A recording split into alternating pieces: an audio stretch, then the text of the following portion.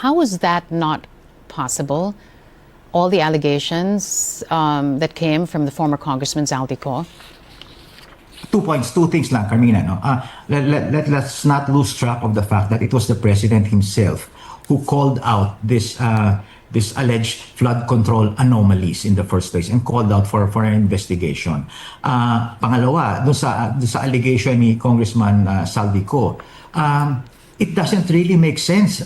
Bakit mag-introduce ng insertion ng Pangulo sa BICAM when in fact this is the President's budget? Pwede niyang gawin ito sa umpisa pa lang sa National Expenditure Program bago namin isumite sa Kongreso.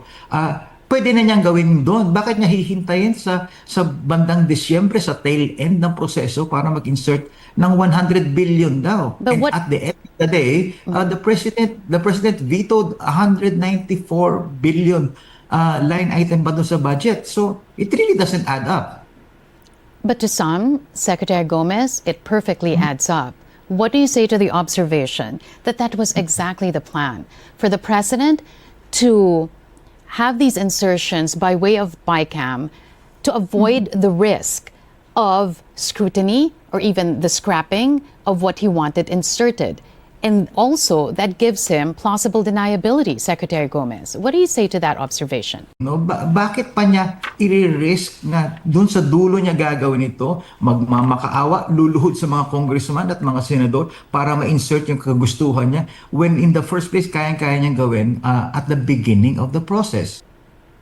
Pag linagay kasi sa umpisa, dun sa sinasabi niyong beginning of the process, it runs the risk of scrutiny. It runs the risk of even scrapping. Katulad ng gagawin halimbawa ng Senado sa lahat man ng mga unprogrammed funds dito sa 2026 budget, they're gonna look into that.